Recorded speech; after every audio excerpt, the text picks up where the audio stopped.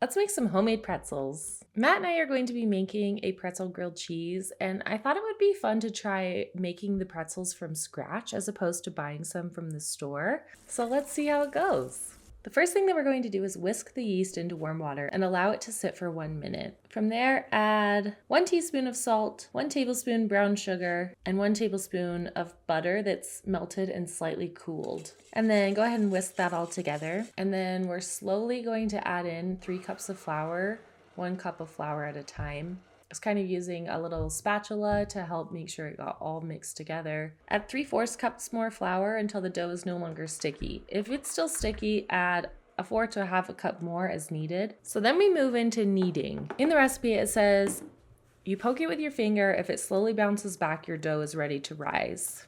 You can also do the window pane test to see if your dough has been kneaded long enough. Tear off a small, roughly golf ball sized piece of dough and gently stretch it out until it's thin enough for the light to pass through. Hold it up to a window or light. Does light pass through the stretched dough without the dough tearing first? So I did this little test a couple of times as I was kneading it, and it definitely kept tearing. So I just kept kneading. It took me back to when I made the meringues and how I ended up messing those up because I wasn't patient enough. So even though it says to knead for a certain amount of time, I wasn't trusting that. I was going to trust the window pane test. And I just kept kneading and kneading and kneading, doing the test, kneading some more, doing the test, kneading some more. And then it finally passed. So I felt good about that. So then you shape the kneaded dough into a ball, kind of cover it with a towel, and allow it to rest for 10 minutes. While that dough is resting, you can bring baking soda and 9 cups of water to a boil in a large pot and preheat your oven to 400 degrees Fahrenheit.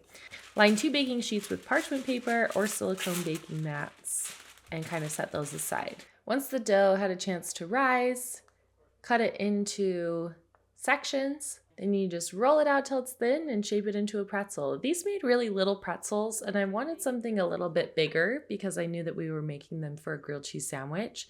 So I made one really big pretzel, and that was going to be our grilled cheese pretzel.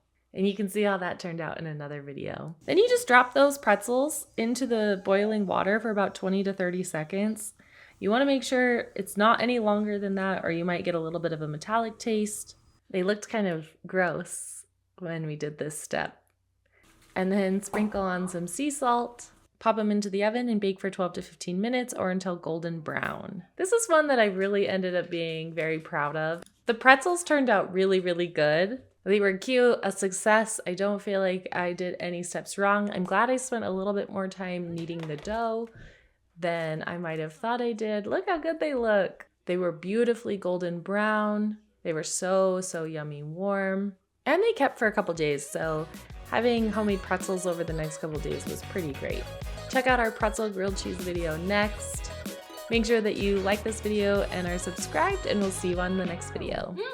These are good. Are they? Probably equivalent to the Tucson Zoo. The judge of that.